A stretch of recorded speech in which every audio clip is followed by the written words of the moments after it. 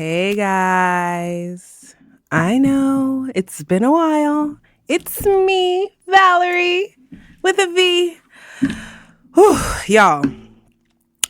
So, you know the saying that goes, when man plans, God laughs? Yeah, that is the theme of this year for me. Because, child, the way I had plans this year and God was just kikiing at me the whole time. So, yeah, welcome to the closeout and recap of season 2. So 2025 kicked my ass. It really did. Emotionally, spiritually, psychologically, it was beating me up. And I think it's so funny how Rob and I started off the season. It was actually like a preseason beta tester video, which is why you guys never saw the full video. You just saw clips of us. So I was testing out that feature, and we were just talking about how 2025 has started so ghetto. And I thought the ghetto-ness would subside, but baby, it outdid herself. So I figured this year I wanted to close out the episode doing something that I do personally and kind of share it with you guys, a little spiritual Sunday action. So every year I write myself a letter. It's really like me writing to my destiny or my future self or whomever. I do it twice a year. I do it at the end of the year where I write Dear 2025 or Dear the next year. And I also do it whenever it's my birthday. So I'll be like Dear 34, Dear 32. Dear 30 was crazy because everything I prayed for came through. So it was a beautiful experience. This is like Dear 2025. I don't know. Is it Dear 2026 or Dear 2025? We'll see what the title is. I had a lot of transformations this year. When I truly say it was physical, marital, psychological, it was wild. I had a breast reduction. Titties are gone. The girls are gone. And, I'm going to get into it season 3 a little bit more, but I didn't anticipate how attached I was to my breasts and how I shaped my whole personality about being top heavy and bubbly and loud. And when I got off the table, by the way, my doctor, Dr. V, she was amazing. The way she took my postpartum breasts and made me look brand new. For those who have been baptized, you know how when the pastor dunks you in and then he lifts you up out of the water and it's just a light, ever-flowing feeling of just lightness? That's how I felt coming off the table, okay? I was like, wait a second. It was so well done to the point where I was like, wait a second, did she take off too much titty? I was like, where are the breasts? Where's the clunk when I sit up? I was like, ma'am. I was like, I think you took a little bit too much. I didn't anticipate everything to look this way. But at the end of the day, I didn't realize how emotionally attached I was to my breasts before I had them removed. And then after that whole change, one of the things I worried about too was the fact that my partner loved my breasts. He's going to laugh when he hears this or cringe. I don't know which one it's going to be. But I always say, I'm like, babe, you love them anime titties. And I totally had anime titties. Like huge, over exaggerated. I was like, oh my God. And like, I thought he's not going to like me anymore. That was my best feature. He's going to be looking outside the relationship. Like the way that your body and your mind will try to spiral into the scenarios is wild. But then, like about maybe 2 months after my surgery, he proposed. Yay. So it's like, I was just like, damn, you do love me outside of my titties. And then he's like, of course, babe. Like, what did you think? But yeah, no. So that being said, it's like she's in her engagement era. Now, if you're listening to this live, I don't know when I'm going to post this. I'm going to post this fairly soon because I was supposed to post this last year, but here we are today. But yeah, like she's engaged. She's actually married. I'm a wife now. And just like even the transition of it all, I'm so grateful for my husband. So grateful for him. And we're coming back with our special Blurty Couple Tings where we expand on our relationship this season. We're still talking anime, still talking film, and everything that brings us joy here. But it's been crazy. I'm jumping because it's like all these things. I wanted to start with the lightness of everything. Because also within this year, I lost my mom to her battle of pancreatic cancer. And, you know, I was reflecting about it this morning, and I thought about how, everybody grieves and everybody grieves differently. And you never know when grief will strike you. But something happens when you lose a mother. This is coming from the POV of someone who hasn't brought life into this world yet. To lose a mother is to lose a part of you. And I've been in therapy for about 3 months now, and I'm still not ready to unpack this. Season 3, Grief as a Mother, is coming. But to lose a mother is like free falling into the universe, especially somebody who's spiritual, such as myself. It still is. I can't talk about this shit. Let's call a spade, and this is why I will always and forever be true to myself and true to my listeners and to my viewers.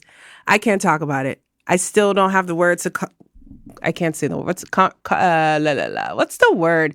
Compartmentalize? Do you know what word I'm trying to say? Compartmentalize? Nope. What is it? Oh my God. Go ahead. Yeah, compartmentalize something. Dang it. My husband says it all the time. Compartmentalize. Thank you, Walter, in the back. Shout out to Brooklyn Podcasting Studio. My dog, Walter. But anyway, yeah, so Grief as a Mother, Season 3. It's actually going to be a separate project from Passenger Seat Parlay. We are focusing more on industry insights. So if you are listening and you have an industry that you want to discuss with me, hit up your girl at podcast@valengerco.com. I feel like this is about to be 2 episodes now. Because I have a whole script, Walter. You see me, I came in here with some paper. This is living life La Vida Loca. Like, this year has been fucking crazy, bro. Body dysmorphia, woe is me, self-pity, healing in actual physical pain, to enlightenment of being engaged to stress of watching my mother sick and, advocating for my mom in the hospital, because at the end of the day, elderly, immigrant, Black woman fighting for her life, that's a whole nother stressor that I'm not even ready to talk about right now. And then engagement, and then mom falling sick again, and then eventually passing away, and then the whole funeral shebang and all that jazz. It was just so crazy. It's the whole, I'm okay. I was like a fucking avatar. Like, they say grieving makes you numb, and it does. But that type of numbness, I don't think I've ever experienced. It was like some Pleasantville, like, I'm okay. I can do this. Oh, I'm fine. Yeah, my mother just passed away. I'm functioning well. I'm going to do everything, and I'm going to hyperfixate. And I'm not neurodivergent, okay? Let's not forget about that. The ADHD was ADHDing, but in a different way that I never experienced before. And I'm unmedicated. Jeez. So I was just like, oh, okay. And then at my mom's repass, I see my job post my position on Indeed. And I was like, what? I said, oh God, you playing with me today. On my mama repass? Really? And then it's just like, okay, you want me to crash out. I totally understand. I'm going to smile and be functionable and get my mother's things in accordance and arranged so that I can go back to New York and slowly die inside in my own home. You know what I'm saying? Like, it was just crazy. I had and again, I will go into it next season. Grief as a Mother. It's a separate project. Look out for it. We're going to have a very thorough breakdown of this grief journey. But grief not only makes you crazy, it makes everybody else around you crazy. And then it changes the way it changes the way you think. And I don't know. I can't speak for anybody else. I can only speak for myself. But I truly feel like when you lose a parent, you lose a part of yourself. You trying to find your grounding and your footing to get back to where you were before. It's like, no, girl, exit stage left. That version of you is gone. Wild. Any and all unresolved issues I had with myself, my partner, my friends, my family, all of that was just like boiling over. Because I think during the process of me just dealing with my mom actually dying and being on the bedside with her and all that jazz, I just pushed everything down to the point where it exploded. When I came back home from New York, because I just wanted to get out of Florida so fucking bad, like I couldn't be there anymore. And I was sitting on the train and I saw this homeless woman. And I looked at her and I was just like, yeah, I get it, sis. That, if I didn't have the type of support I had, that could be me easily. So I don't even know why I said that. See, that's how I know I'm just rambling at this point. So it's like I had plans to roll out two segments, more time with Rob, because I know y'all love Rob to come on here, and we got something special cooking up for season 3. And it's just, I made plans and God laughed, and I know I'm going to make plans for season 3 and God's going to be like, kikiing again. But either way, we're rocking and rolling. The intentions are good. This year is a horse year. I'm a 1990 baby, so I'm a year of the horse. This is our year. So all my friends listening who are 1990, whatever the fuck you're thinking about, either working out, starting a new business, leaving that man, I don't know, having a kid, this is your year to do that shit and pop it off. Even if you think it's unimaginable, it's possible. Anything you put your mind to is possible. That's what my mom would always say. So from me to you. But yeah, that was my fucking year. So it was crazy. I lost my mind, and I'm so grateful to my husband. Literally, I think he saw me cry this year more than our whole 3.5, 4 year relationship. And like, I think he's seen me cry in like 3 to 4 months. And I'm not a big crier at all. Like, I have a good cry at least once a year. And I'm usually watching something really sad or like some freaking anime that just took me over. Yeah. And I'm just so grateful to my husband and being supportive. And I just pray that everyone finds their person in due time. It'll happen. But like, when you find your person, hold on to them, cherish them, and speak life into each other. That's something I learned this year too. But yeah, more to come next season. Reflecting on what we did this season, I would like to say thank you to all of my amazing guests that have come on my show and all those that I couldn't record with this year due to the grieving process and my own personal issues. Thank you so much. We're going to reconvene next season. Appreciate y'all. And yeah, I'm really excited, guys. I haven't been myself in a long, long, long time. But today I feel better. God is good. Sometimes God will have to shake us up to get us to pay attention. And it's so important just to listen to all the whispers that God sends you. Because you don't want God to shake up your life. Because when he be shaking, he shakes it hard, like a Kardashian shaking up a salad. Okay? And I just don't, it just sucks. It sucks, but it's necessary. And it's God's grace. But again, thank you to all my guests that came on this season. Even Jesse and Mel, they were pre-recorded in 2024, but they premiered in this 2025's episode. Their episodes, when I say, I was contemplating whether or not I should continue my podcast because I was like, okay, I don't think I could talk anymore. I'm low. I'm feeling low. I don't want to speak life into anybody or anything anymore. Blah, blah, blah. Woe is me. Kiss, kissa. But I would listen to Mel and Jesse's episodes because I remember how I felt recording it with them in life. My mom used to say that. I feel my mom's energy. That's so weird. I'm sorry because I haven't felt my mom's energy since she's transitioned. I think it's because also she's a new spirit and she's doing her own thing, but I haven't felt her presence. And I feel her now. I think it's because I'm talking about her and I'm saying things that she would say. Weird. But sorry, y'all. I had to, put that in there. So it's like listening to Mel and Jesse's episode and how like inspirational it was just to hear their story and just to know them as people. Because like we recorded that in fall of 2024. But if you go circle back and check on them now, like baby, they in everybody pockets. Okay.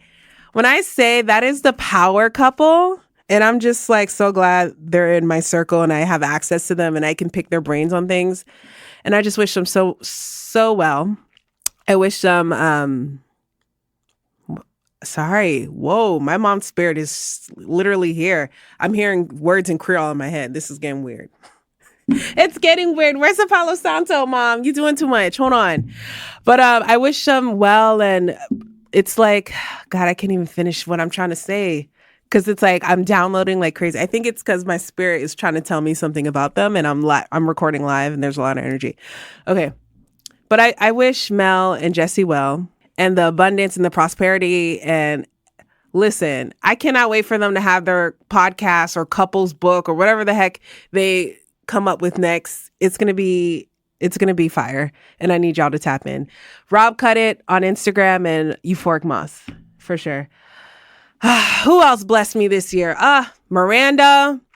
Miranda was a colleague that I met at that former job that we were at, who fired me at my mama repass, but we ain't gonna get into it because I let that go.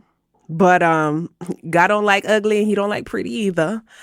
Like it's so hard to find genuinely nice and cool and non-schizo people here in New York. But when you find your people, you just click. And just everything is going so well in her life right now. She's doing big things. And y'all check out Miranda's.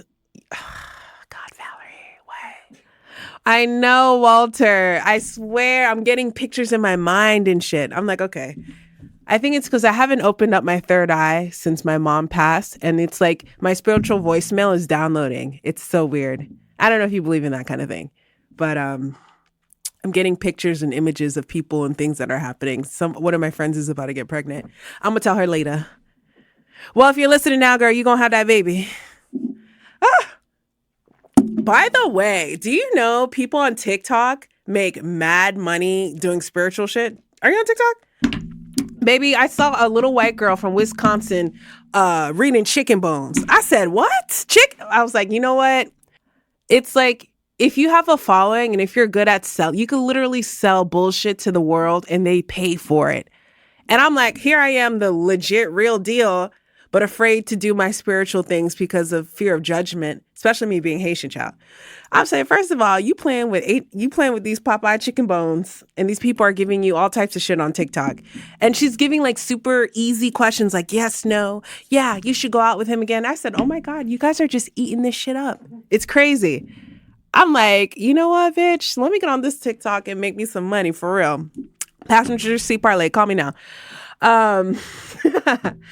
I'm so crazy sometimes. And also, who else was on my podcast this season? Trisha. I had a buy one, get one free on that day. My friend, she flew in from Atlanta. Trisha Leger, Portia Williams doppelganger, blessed me with so much knowledge. And you know what's crazy too? When I was dealing with the things with my mom in the hospital that year, I believe it was like I dropped that episode like maybe 3 weeks before everything happened with her. But reflecting on our episode together gave me kind of peace and solace dealing with my mom in the hospital. Because it's like I had that little insider of what these nurses go through and how the difference between a good nurse and a bad nurse. And honestly, and I'm going to get into it next season, but I am really concerned. Trisha gave me hope because I know she's of this generation, a millennial. She's not a Gen Z nurse, but she's a millennial. But I'm like, baby, when you and I are gray in the bed, I hope we have some Terminator AI Android nurses because these Gen Z nurses, I'm a little concerned, baby. I'm a little concerned because a lot of them are just here for the check or they're out of it or like, you know, the empathy isn't there and you have to be on them. I had a Gen Z nurse walk in and not know what a particular word was and had my friend's mom, who is a doctor, not explained to her while she was in the room, she would have really fucked up my mom. And I was like, oh my God, you're out here taking care of people? But I was just like, you know what, Val? I cannot be afraid. Reflect back. There are people who are as passionate for nursing like Trisha is. And I was just like, okay, that gave me solace. That gave me solace. And then also Sam, her sister, she came in last season. Thank you so much. I low-key kind of stole her. Me and Sam, we need to do this again, though. I need a full episode for Sammy.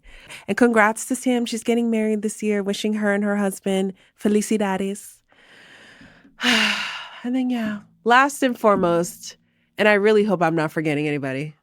But Dr. Billy Choi blessed me with my mic, blessed me with Care Notes AI. And that was such a great, and that was actually one of my most received episodes I had. The way I push Care Notes is like how Jehovah Witnesses push God onto people. And Dr. Choi is such a genuine, real life, good doctor. And like I said, it's really hard to find good people here in New York, let alone good providers. And on top of him being great, empathetic, and actually skilled, he's out here innovating and making life easier so that doctors can, enjoy their lives. I was just talking to one of my doctors now who has a podcast, Teeth Matter. Check her out, Dr. Ellie Halaban. We're just talking about how like doctors work 8 to 9 hours a day. Even me as an office manager, I'm the first person there, last person out. I'm working these 10, 11-hour days. So it's like you're spending 10, 12 hours of your day with working. And I feel that's a lot of people's story nowadays. It's just work, bills, work. It's a lot. So Care Notes definitely helps ease that. So that way we could start living life again. Because that's why everybody's miserable. We're all overworked. We're all underpaid. Everything's expensive. Donald Trump got us looking like the 1800s out here. I'm just like, woof. Like racism's getting real loud, real comfortable. Neighborhoods getting real gentrified. It's just like, where's the je ne sais quoi? Where's the creativity? Like, we're going to get into it. But yeah, all in all, thank you to my beautiful guests who came and celebrated with me and helped me elevate my craft. And I look forward to all the beautiful things and the more guests and more industries that we're tapping into next season. And all in all, I just want to tell everybody, thank you. As the season closes out, I just hope everybody remembers that you don't need to have everything figured out to keep going. All in all, I wish everybody in 2026 abundance, prosperity, vitality, and to dream. Life is going to keep happening. The good, the bad, the ugly, the uncomfortable, the awkward, the unknown. It's going to keep happening. I'm just a girl reminding y'all to dream. Even if it sounds crazy to people, just dream. Like, who cares? God put it in your head for a reason, And you have talents for a reason, and you go through things for a reason. Even though it's ghetto and you don't know what it is necessarily at the time, it's fine. Everything in due time. And I would just like to say thank you in advance, Lord, for all the blessings that you've covered me with and you will continue to bless me with in the years to come. And I know next year is going to be great and fabulous, and there's going to be so much discovered and conquered within myself. So I'm going to say thank you in advance. Amen. That was my mom coming through the spirit. But yeah, guys, I think I'm going to close out today and just say, see you next season. I don't know when it's dropping. It's going to be there, though. What does Cat Williams say? It's like, they know I'm coming. You're going to be there. I'm going to be there. You'll see the promo. You already know. It's going to be our Brooklyn Podcasting Studio. Thank you guys so much for hosting my podcast this season. And I was even an employee for a season or a quarter or two. I think I still am an employee. I don't know yet, Josh. You let me know. Y'all see me in the back. I'm here. I'm there. I'm everywhere. But yeah, thank you guys so much. Keep dreaming. Let's flex. Let's pray to God Donald Trump don't put us in a war, child. Because Gen Z ain't ready for battle. But that's another story. But love you guys so much. Thank you for all your support. And I will see you next season. Bye.